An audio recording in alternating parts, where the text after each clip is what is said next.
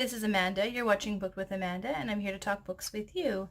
I'm coming back at you today with a March wrap-up. I'm going to try and make this as short and sweet as I can. I read 12 books this month, or I will have read 12 books by the end of the month. I read about 3,776 pages. I read about 121 to 122 pages per day. That's what it works out to be. My shortest book was Matilda by Roald Dahl. My longest was The Hotline by Jeff Curbison. In regards to my star ratings, everything was a 3 and an up. Nothing 1 or 2 stars, so that works out to be okay. Although I did have more of an average month, I think, this month. So it works out this month that I read 7 physical books, 4 audiobooks, and 1 ebook. It works out that I read 1 children's book and 11 adult books. I read 3 nonfiction and 9 fiction, and I read 7 owned and 5 borrowed.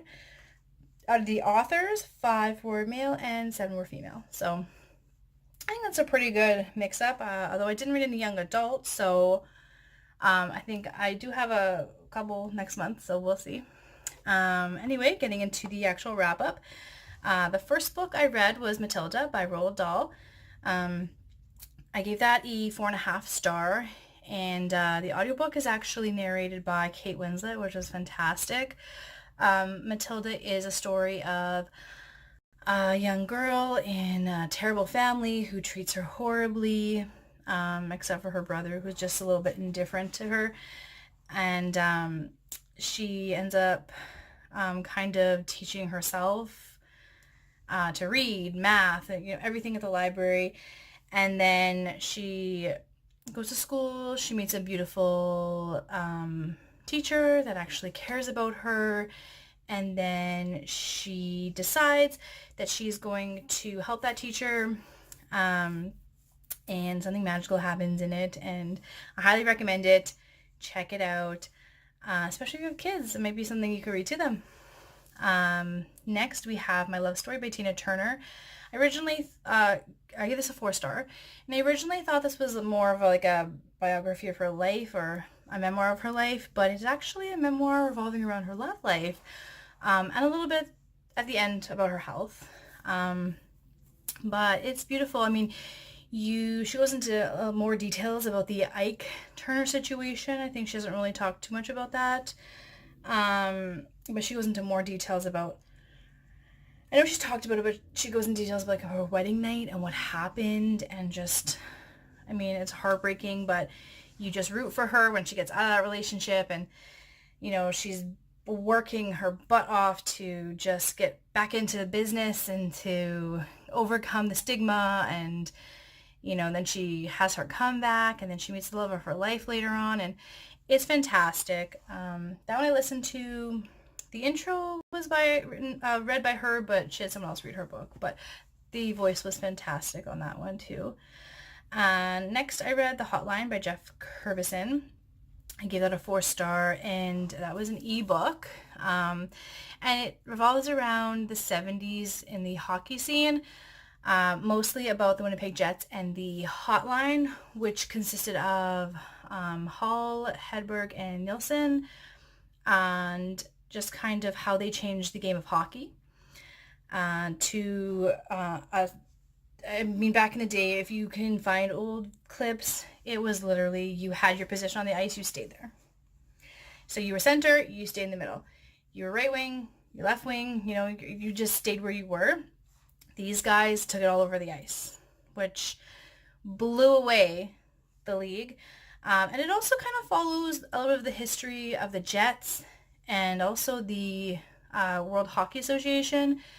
That was a league for, I think, 7 or 8 years in North America, and then they amalgamated some of the remaining teams that hadn't folded by then into the NHL. But it is just interesting to see that kind of part of history of the beginning of the NHL as we know it today. Like, that's kind of where it started, with the competition a little bit more, and like the style changing a little bit.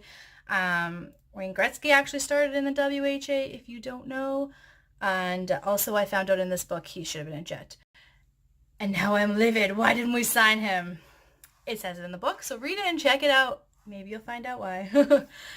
Next we have An Unwanted Guest by Sherry Lupina. This is a thriller. I gave it a 3-star. I feel like her books are average for me. They're nothing special. I was actually really enjoying this, and I was like, this is like at least a 4-star thriller. Like, this is really good. I'm really liking it. And then the end came, and I was like, nope. You ruined it. You ruined it, Sherry. But it's about a group of people, small group. They get snowed in at a resort inn, and then people start dropping like flies, and you gotta figure out what's going on, who's doing it, why they're doing it.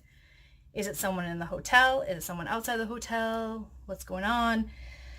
Yeah, it was okay. The ending just ruined it for me, though. It didn't make sense. I mean, it made sense, but the reason didn't make sense.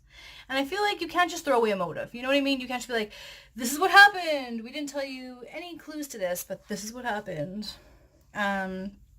Anyway, enough of my rant. Moving on, we have Lost Boy, the true story of Captain Hook, Christina Henry, 5 stars. I think this is my only 5-star. This was my only 5-star so far this month. Fantastic. It's so good. It follows Jamie, who is the first boy taken by Peter Pan to Neverland, and it follows his story of him becoming Captain Hook. And, it is dark. This is dark, and Peter is so villainous in this, and I love it. I do not like Peter Pan. He bugs me, and now I know why. I'm taking this as canon. I don't care. I definitely recommend checking this out if you like retellings, if you like the story of Peter Pan. It's a great new perspective on it. Yeah, this one is probably one of my top books of the year. It is so good. I enjoyed it from beginning to end. There was nothing about this book I didn't like. Even like the writing wasn't super complicated, but it just drew me in. Great book. Next, I read The Broken Girls by Simone St. James, and this is about 2 timelines. There's a group of girls in the 50s at an unwanted girls boarding school, and then a woman in 2014 who is kind of revisiting the murder of her sister and maybe trying to figure out what happened to her sister and what happened to this boarding school. There's some paranormal aspects, but I thought this book was a paranormal book. It's not necessarily. There's aspects, but it's not. It's more of a detective thriller, I guess, which I gave it a 3.5 stars because I like most of this book. I did not like the ending. I did not appreciate it was like going really good, and then it felt like fan fiction or something. Read it, see for yourself, but it was not my cup of tea for sure. Next we have I'm Thinking of Ending Things by Ian Reid. This book is psychological. This book, you will either like it or not like it. I feel like there's not a lot of people who are going to be in the middle for this book, or indifferent. You're not going to be that. You're going to either like it or hate it.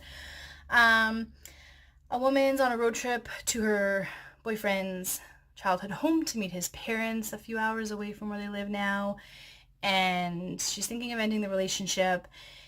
And then things start to get weird with her boyfriend. He's acting strange, especially when he gets home, and then after that. And then he takes her to this place. On their way home, the snow's really bad, and he stops for a second, and then it gets really crazy. And then you end up finding out, obviously, at the end, what is wrong with him.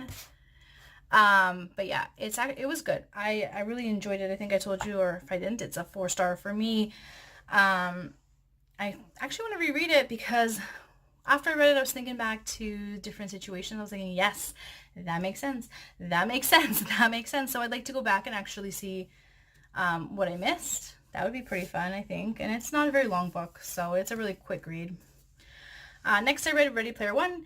This is a book about a contest to win the fortune and control over the virtual world of the Oasis after the founder passes away.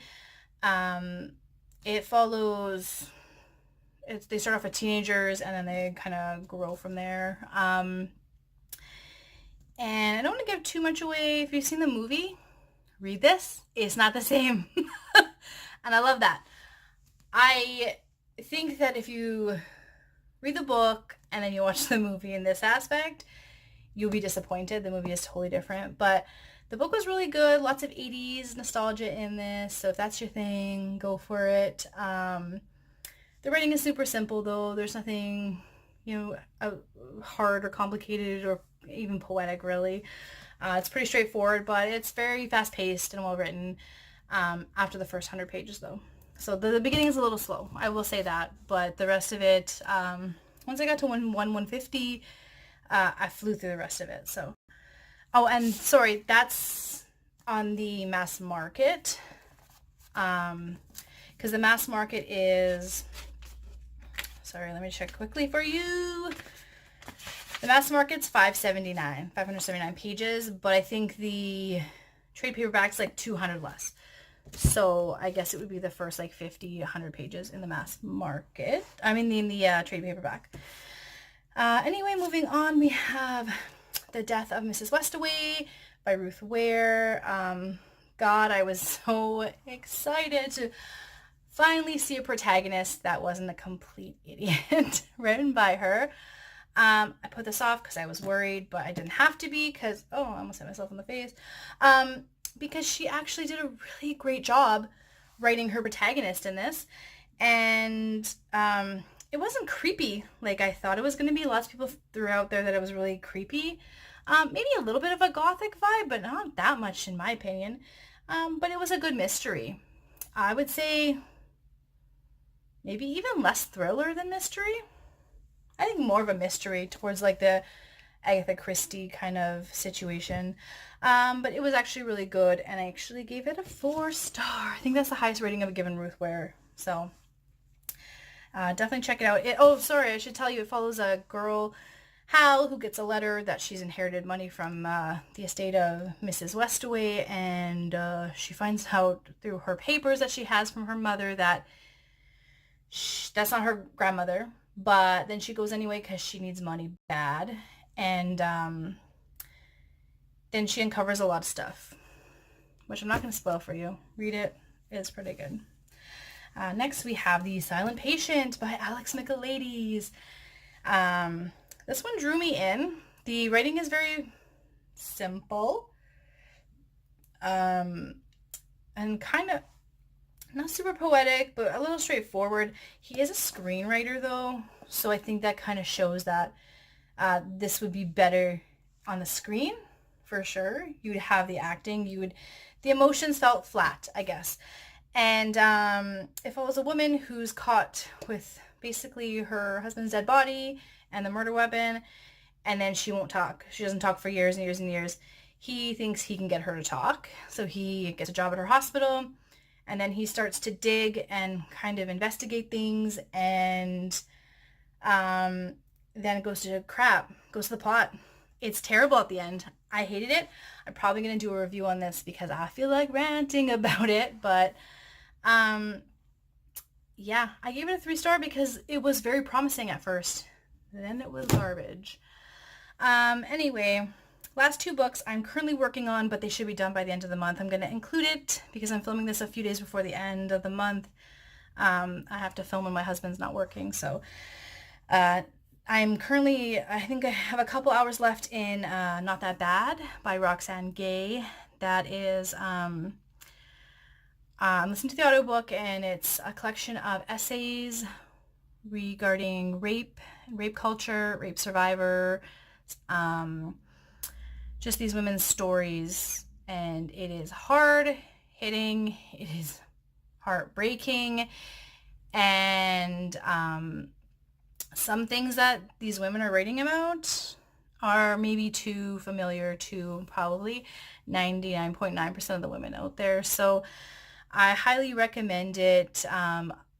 I mean, obviously it talks, the entire thing is about rape and rape culture and victim shaming and blaming, and if that's a trigger for you, don't pick this up because it is very triggering. Some discuss more details, some don't.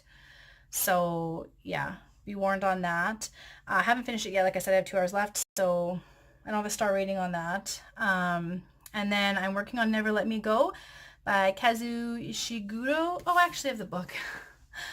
um, and this follows a group of teens who are kind of cut off from the outside world, and then you end up finding out that the boarding school they're at is not what it seems. So far, it's pretty good.